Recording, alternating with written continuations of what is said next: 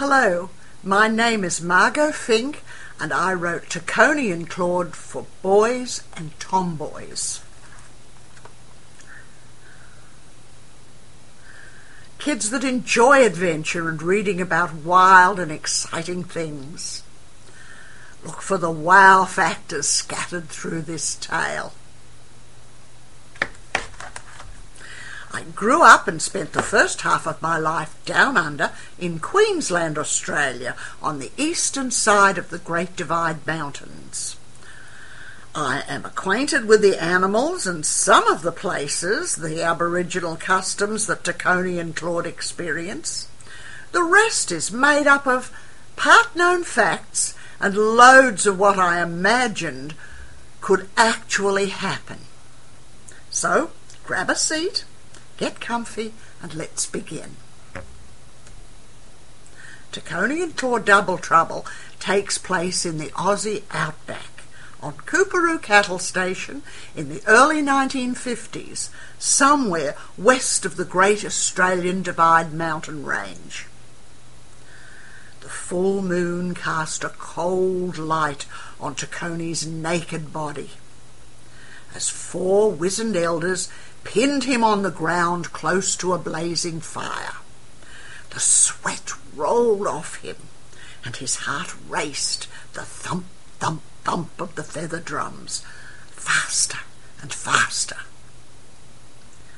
The medicine man slid out of the shadows, a ceremonial spear in his hand.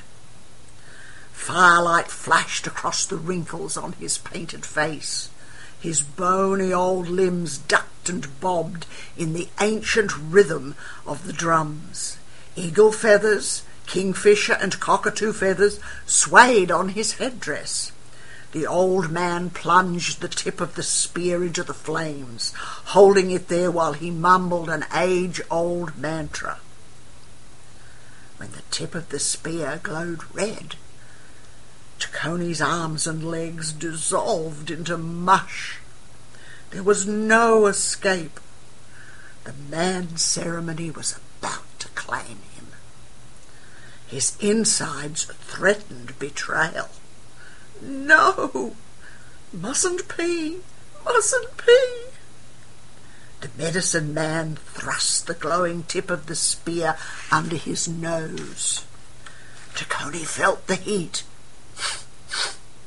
He sniffed its acrid smell.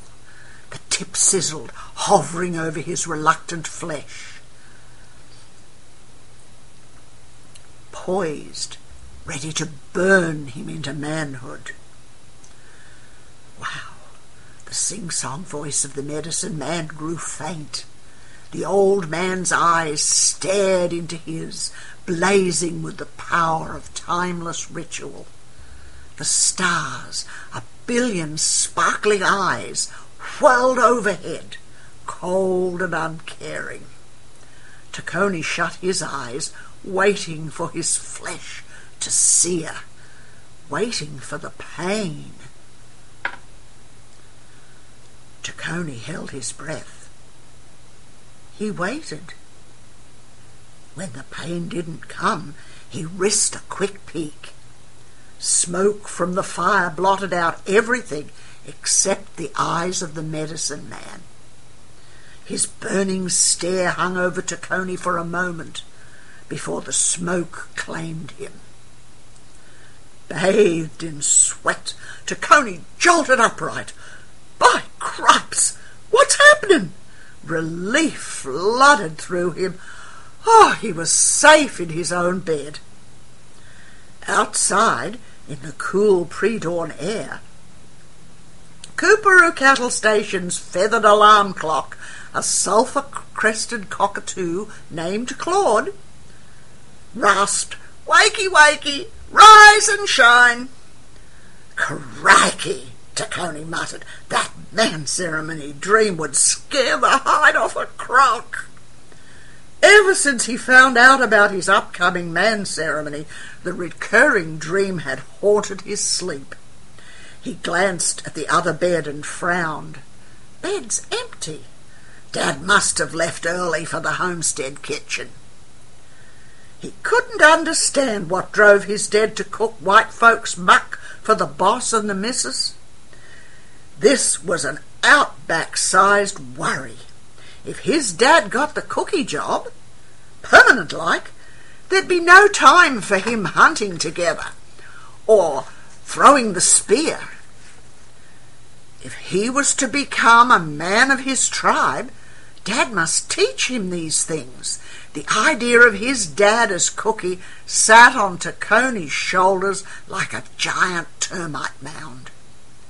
He stared out the small window of the hut he shared with his dad. The vast expanse of Coorparoo Cattle Station waited for the day's first sunlight. Coorparoo, he murmured, liking the feel of the words on his tongue. The soft sounds mimicked the gentle call of doves.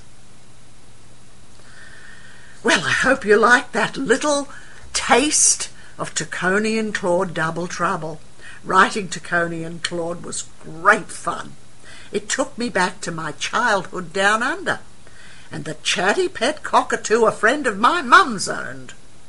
Claude and his wise and often funny one-liners is based on that cockatoo. So, if you want to go with Taconi on a hunt for bush meat and help his dad get the job he wants, or discover the worth of the elusive magic feather, escape hordes of biting green ants, deal with a crazed emu, and finally learn what the Dreamtime Spirits have in store for him, well, you can buy my book, Taconi and Claude, at